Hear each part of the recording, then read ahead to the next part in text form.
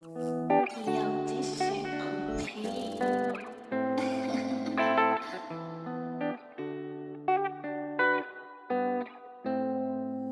μέσα μου πολλά, δεν ξέρω πώς να τα πω. Πόσες αναμνήσεις να χωρέσεις σε ένα μυαλό. Καταλαβαίνω τα βράδια πως να ήσουν εδώ και δεν έχω επιλογή αν δεν είμαι εκεί. Και έχω κρυμμένα 2 πιστόλια στο νησί. Τα γαμημένα μου ξενύχτια που ήμουν απίτα. Αλλά ξέρω ποιος είμαι, αλλά είμαι 21 χρονό παιδί. Η ζωή μου σαν ταινία, σαν σινεμά. Ποιος άλλος άντεχε αυτά τα σκηνικά. Πως πουτάνες μου γαμίσαν την καρδιά. Τα βράδια δύσκολα κοιμάμαι. Στο άδειο μου δωμάτιο οι σκέψεις τριγυρνάνε. Μια φορά πληγώθηκα, μ' αγαπήσω το φοβάμαι. Κάτι σκηνικά, τίποτα μου χτυπάνε. Τα συναισθήματα είναι κρύα, στο σχολείο σκάνε 2-2. Αυτή είναι η ζωή μου, μακάρι να ήταν αστείο. Τα βράδια δύσκολα κοιμάμαι. Στο άδειο μου δωμάτιο οι σκέψεις τριγυρνάνε. Μια φορά πληγώθηκα, άμα αγαπήσω το φοβάμαι. Κάτι σκηνικά, τίποτα μου χτυπάνε. Τα συναισθήματα είναι κρύα, στο σχολείο σκάνε 2-2.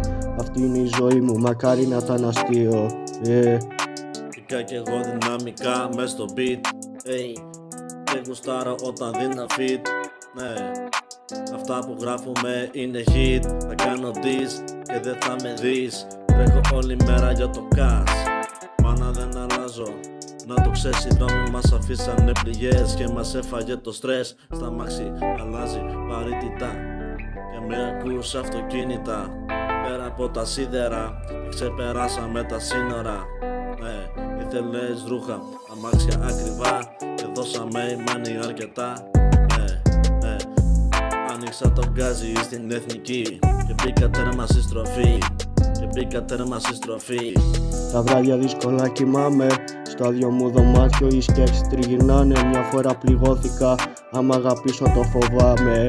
Κάτι σκηνικά, τίποτα μου χτυπάνε. Συναισθήματα είναι κρύα, στο σχολείο σκάμε 2-2.